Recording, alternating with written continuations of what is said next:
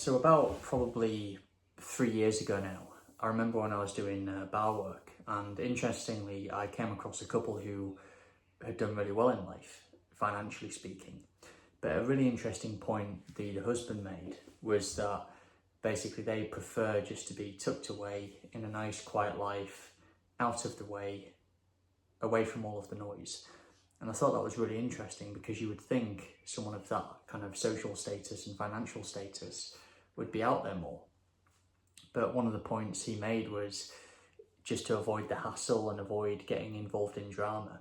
And to me, I've kind of realised this going through most of my 20s, is that with time, you appreciate the peacefulness and the lack of drama that comes with just having a private life tucked away, where you are working on yourself and developing yourself as a person, transforming yourself into the person that you genuinely want to be, and being in a position where you can be really selective as to who you want to be around, having really good quality friendships, even if it's just a tightly knit group of friends.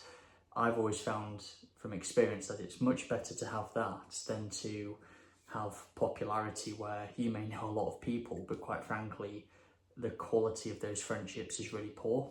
Potentially you end up surrounding yourself with people who actually don't really want what's best for you, and quite frankly, they don't want to see you succeed.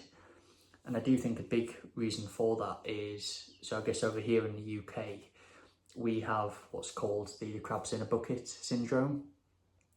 Some of you may have heard it as the tall nail syndrome. So the idea that the tallest nail gets stricken down first by the hammer. There's other sayings as well, but generally that tends to be quite a common theme over here in the UK. It's really prevalent in Australia as well.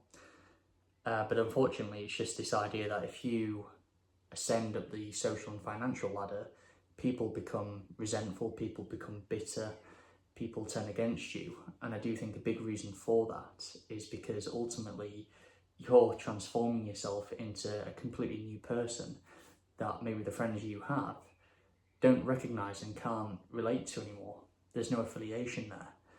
And I think that's a big reason why a lot of people push back. But I also think it's an important reason to be so selective on who you choose to surround yourself with and who you choose to allow into your personal life as you go on that journey of self-development, self-improvement, and just trying to have a better quality of life overall.